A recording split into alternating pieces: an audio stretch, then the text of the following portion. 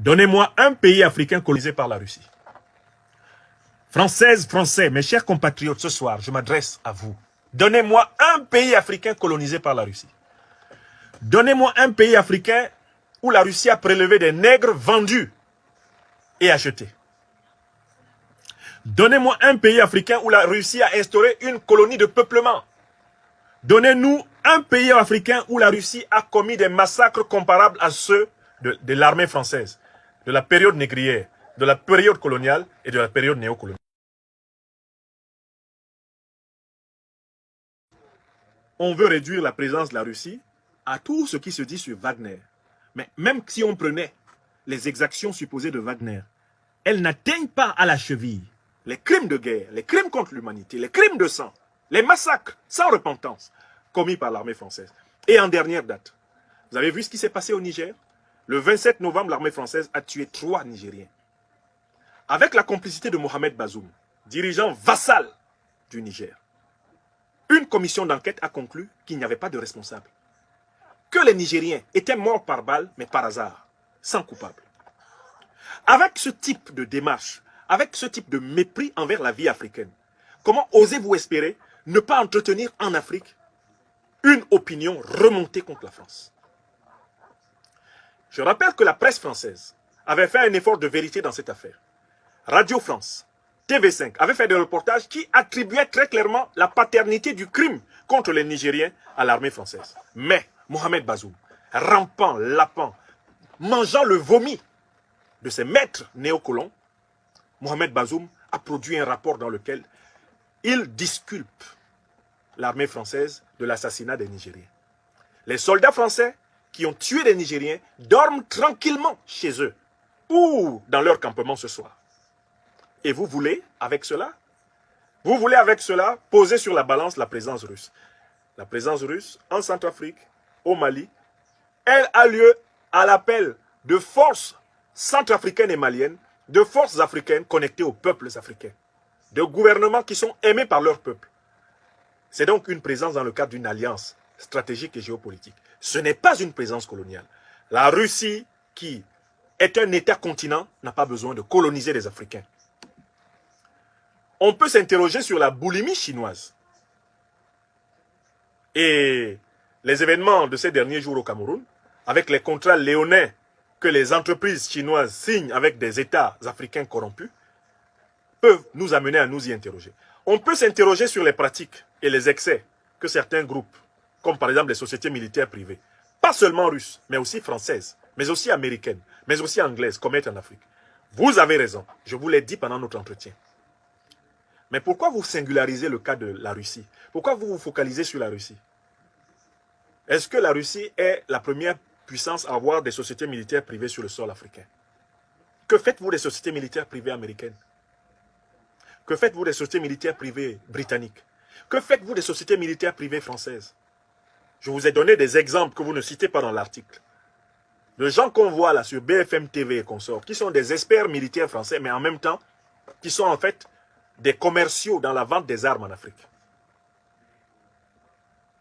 Pourquoi vous n'en parlez pas de ces gens qui vendent des armes aux dictatures? Pourquoi vous ne faites pas face au fait que la puissance française est aujourd'hui l'une des plus grandes vendeuses d'armes aux pires dictatures du Moyen-Orient et même d'Afrique? Qui vend les armes à l'Arabie Saoudite, qui est la base arrière de l'État islamique? Qui vend les armes au Qatar, qui est la base arrière d'Al-Qaïda? Ne sont-ce pas les mêmes puissances occidentales qui prétendent, dans le cadre de leur coalition, combattre le terrorisme en Afrique?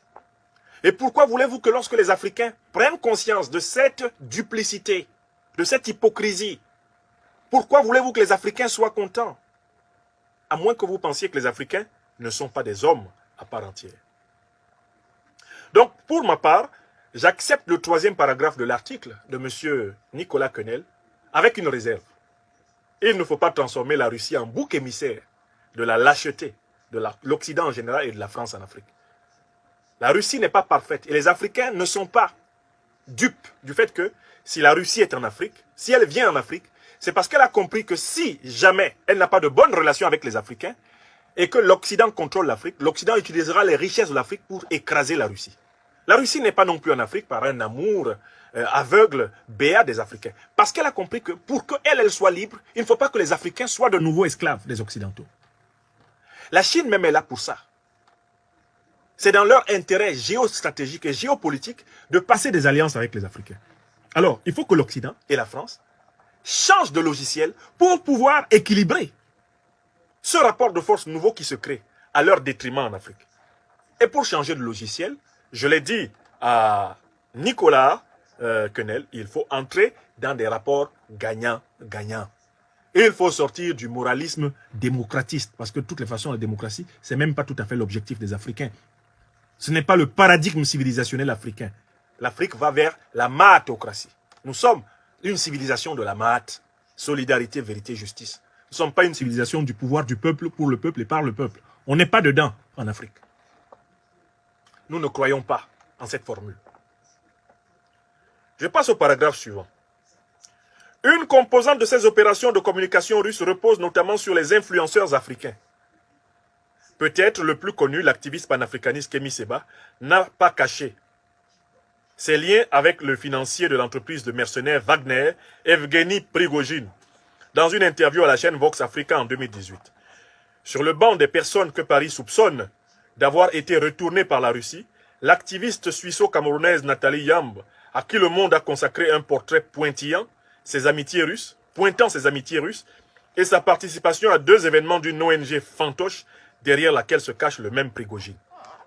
Ça, c'est le 4e paragraphe de l'article. Donc, on offre à la Vindicte populaire française nos frères et sœurs Kémy Séba et Nathalie Yamb au motif qu'ils auraient des relations avec des hommes d'affaires, avec des entreprises ou avec des institutions en Russie. Mais écoutez, jusqu'en 2020-2021, la France vendait des armes à la Russie. Écrivez ça.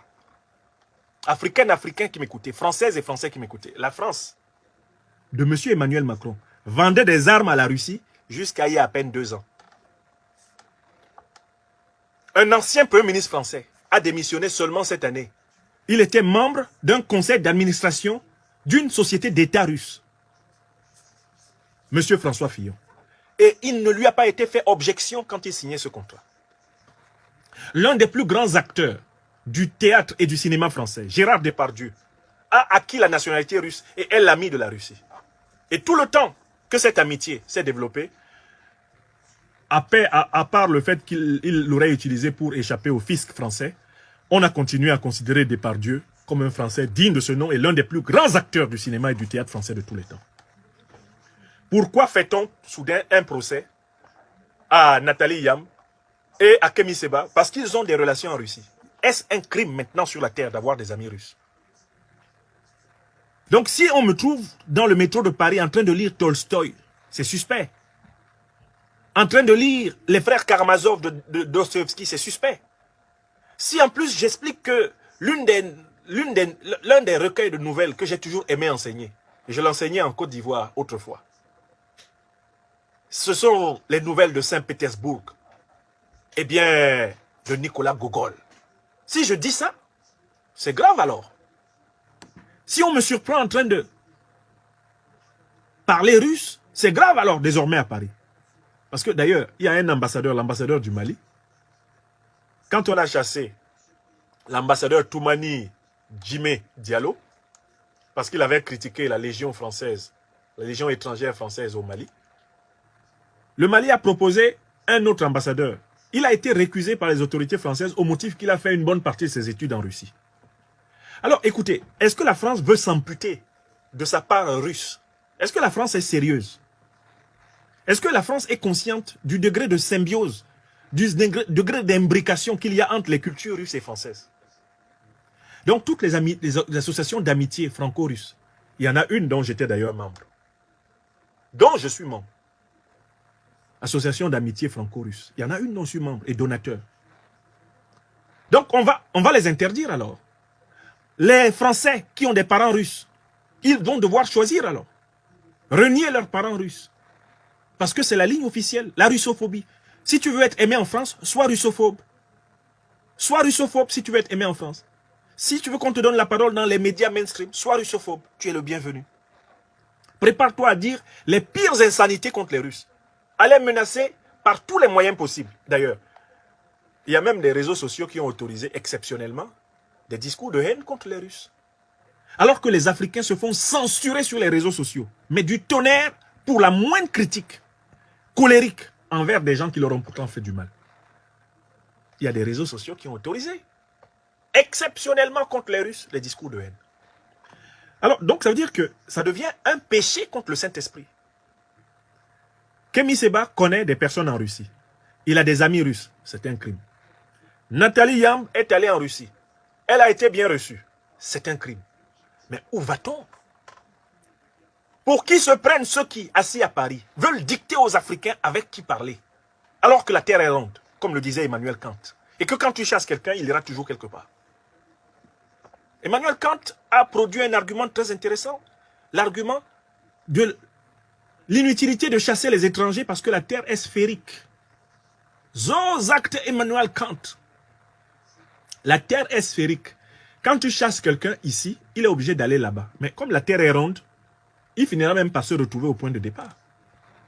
Parce que les gens qu'on chasse, mais on les trouve toujours quelque part ailleurs sur la terre. Les hommes vont par-dessus la terre qui est ronde. Donc ils tournent autour d'eux-mêmes, les hommes.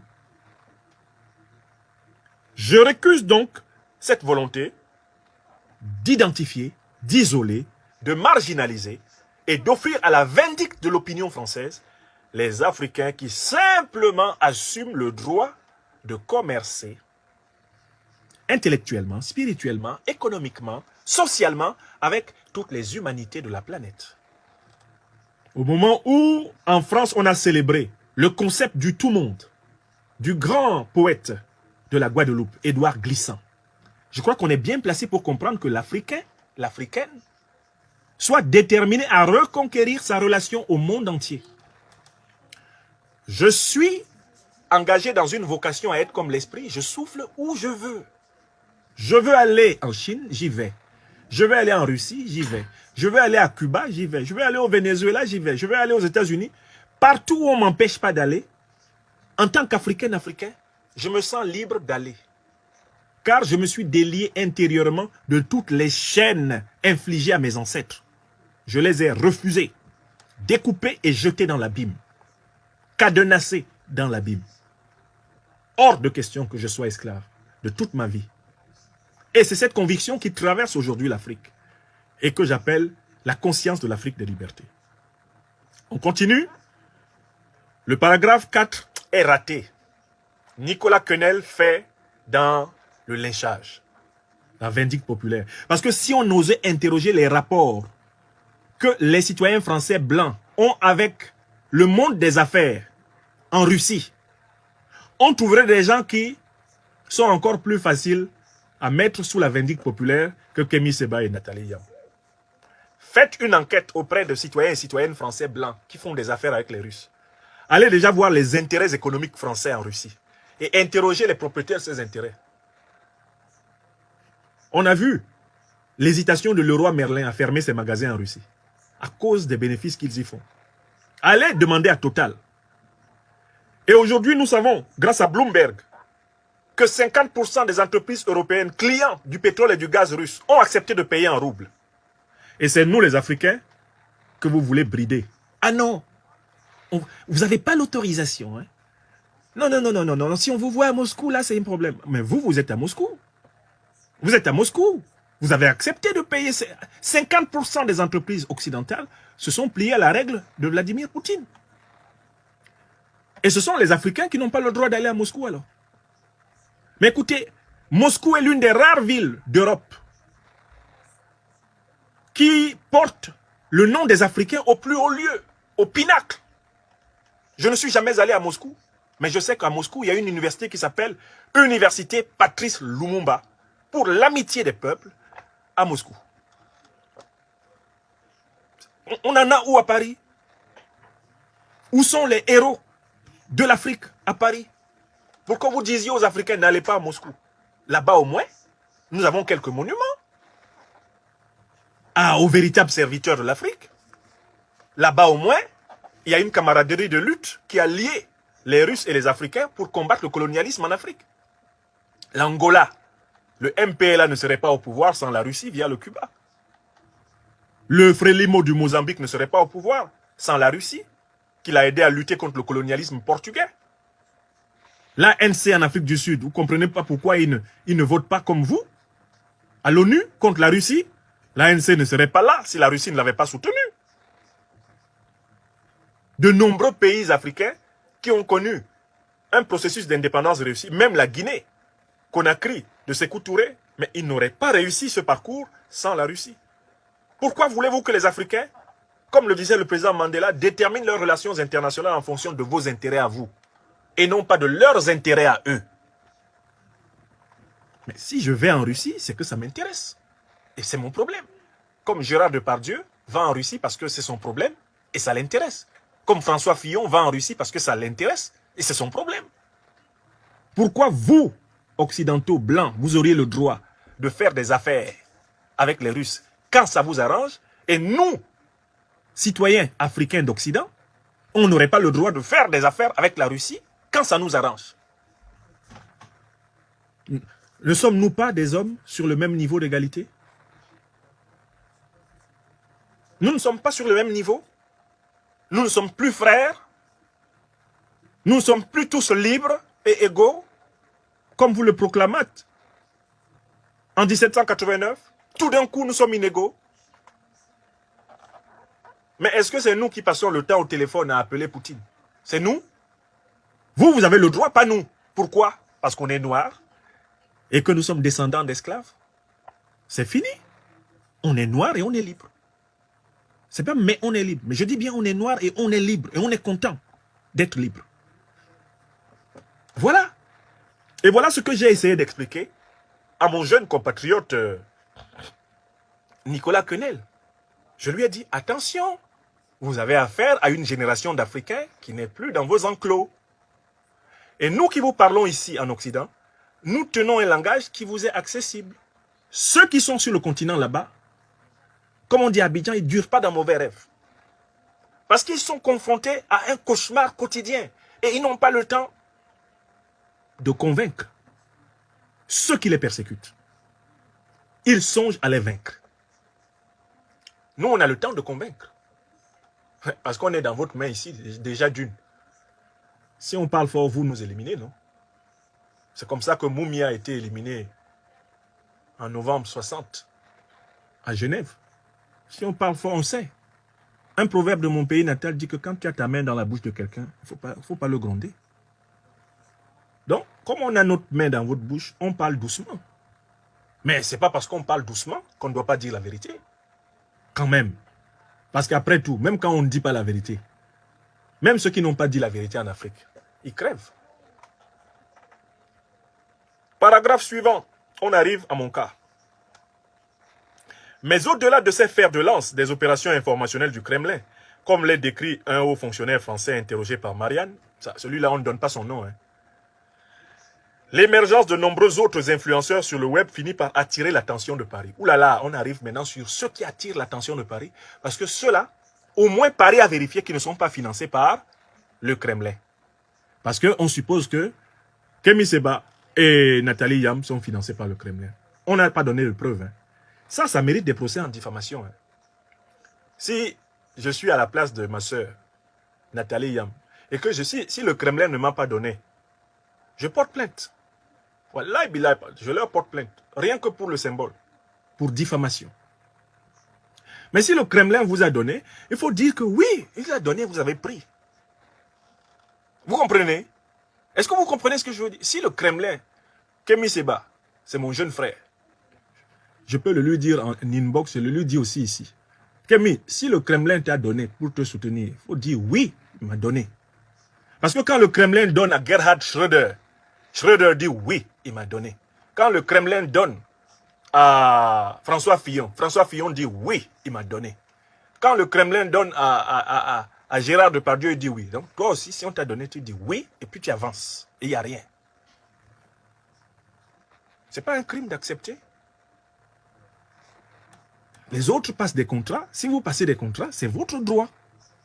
Donc, je ne comprends juste pas où est le problème. Il y a des tas de Français, de toutes origines, qui ont des contrats avec la Russie. qui sont actuellement en train de faire de l'argent avec la Russie. Je vous ai cité, il y a 50% des entreprises qui ont accepté d'ouvrir des comptes en roubles pour continuer à acheter le gaz et le pétrole russe. Ce ne sont pas des Français, ce ne sont pas des Allemands, ce ne sont pas des Italiens, de toutes les couleurs. Et pourquoi est-ce qu'on prend en chasse Kémy Seba, on prend en chasse Nathalie Yam? Eh bien, c'est parce qu'on veut poursuivre le projet néocolonial. Parce qu'on estime que ceux-là n'ont pas le droit de participer au monde des transactions libres. Ben, maintenant, on s'inquiète de ceux qui, et je remercie Nicolas Quenel de s'être renseigné auprès des hauts fonctionnaires français avant de m'interroger. Ils ont vérifié que je ne perçois pas d'argent russe, que je ne suis pas l'homme de la Russie, que je ne suis pas un espion russe, car je ne le serai jamais. Si je dois quitter la France, mon travail en France, pour aller travailler en Russie, je vais le faire en plein jour. Vous avez bien compris, non? Voilà l'homme que je suis. Je ne vais pas faire comme ça. Je vais me lever. Si je dois quitter mon travail ici, je vais me lever devant vous. Je vais vous dire, voilà, mes amis, à partir d'aujourd'hui, ayant reçu une offre que j'estime meilleure, je démissionne de mes fonctions. Je rends le tablier pour qu'il n'y ait pas de conflit d'intérêts entre l'État français dont je suis un enseignant et un État étranger. Moi, je ne ferai pas comme les Fillons. Je ne ferai pas comme eux. Je quitte. Je ne perçois plus leurs indemnités, leurs salaires. Voilà. Bon, donc, maintenant on arrive donc à la partie du texte qui est consacrée à votre serviteur. Il y a tout un sous-titre pour moi tout seul. C'est intitulé « Un prof en photo avec le putschiste malien Assimi Goïta ». Alors, on est arrivé. Un prof en photo avec le putschiste malien Assimi Goïta. J'espère que vous savez de qui on parle. Ça ne va pas durer. Écoutez donc la suite. Mais avant de commenter la suite, je commence d'abord le sous-titre. Parce que ça, c'est pour moi. C'est moi qu'on présente comme ça. Quand Jean-Paul Sartre, professeur agrégé de philo comme moi, se lève et va voir Fidel Castro avec une autre professeure agrégée de philo comme moi, Simone de Beauvoir, dans les années 60. Et il prend une photo avec Fidel Castro. Est-ce que vous savez que c'est l'une des photos les plus cultes de l'histoire de France et de l'histoire même des luttes de la gauche? Est-ce que vous le savez? Quand Régis Debray, intellectuel français, se lève et va assister les mouvements émancipatoires d'Amérique latine, va auprès des Allende, qu'il interviewe, va auprès des mêmes Castro à Cuba, qu'il analyse, étudie le mouvement sandiniste, prend des photos avec les grands leaders de la résistance du mouvement bolivarien. Est-ce que vous savez que les photos de Régis Debray sont ce qui l'a rendu célèbre?